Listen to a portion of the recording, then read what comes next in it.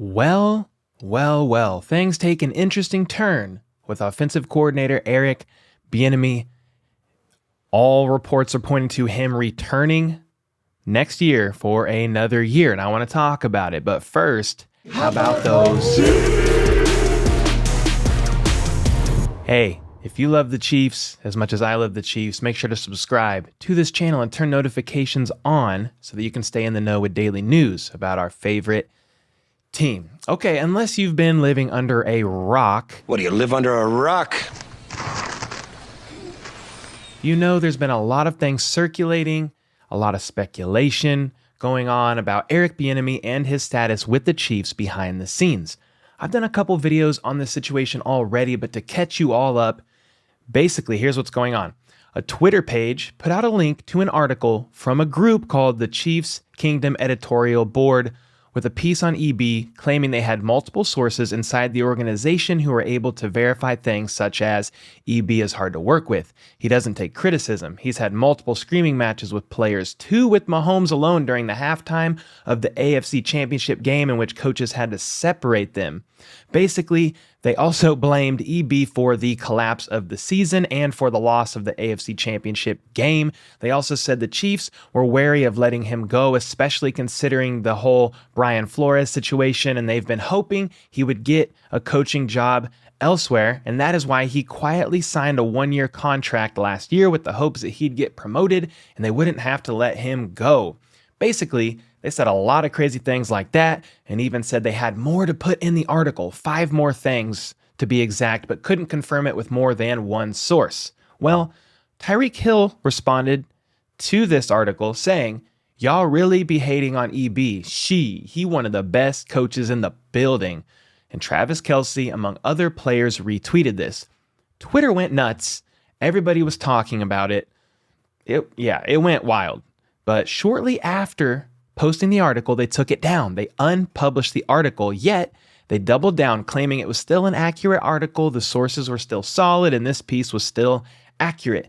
They made a public statement about why they took it down, but it didn't really matter. The piece was already out there. I mean, a YouTube channel with like 500,000 subscribers, Microphone, if you know who that is, he's covered it. So many people covered it. It's out there.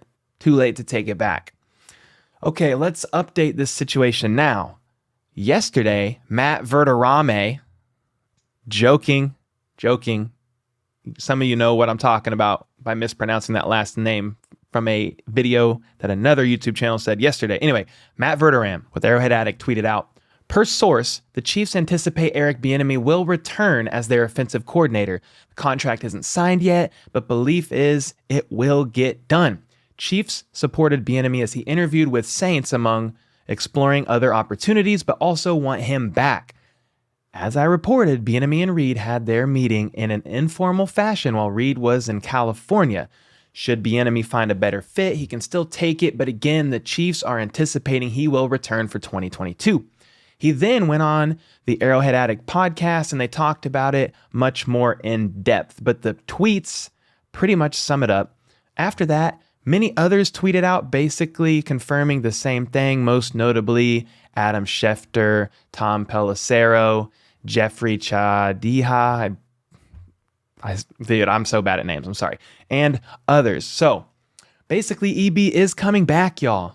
This isn't news to most of you by now. I had to work last night and couldn't get a video out sooner. But what that does mean is things are not as bad behind the scenes as that article made it out to be. Brandon Keeley from BK Sports Talk tweeted and said, just to put this out there, if Mahomes didn't want EB back, then EB would not be back. That's not based on reporting.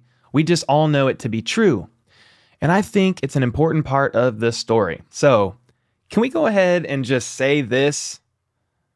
Maybe an unpopular opinion, but I'm going to say it. The Chiefs Kingdom Editorial Board's article is not as true as some think it out to be. I have another video coming soon and I'll dive deeper into this, pointing out some of the errors that I've discovered of the article and things like that. But for now, I'll just say this. I would not trust these guys right now. At least I would not trust this piece that they put out on Eric Bieniemy. Let me explain why. You mean to tell me all that stuff is true Yet the Chiefs are like, he doesn't listen to players. Trust is at an all-time low. He cost us the AFC Championship game. He screams at our players. Mahomes doesn't like him. He doesn't even call the plays for that matter. And when he does call the plays, he's slow and selective. He wants CEH instead of McKinnon, even though McKinnon was on a hot streak. So you're telling me all this stuff was going on behind the scenes, and the Chiefs are like, yeah, let's just bring him back. He's a good fit. I mean, I've been saying this, y'all. If they bring EB back, it's because things aren't as bad behind the scenes as it was made out to be.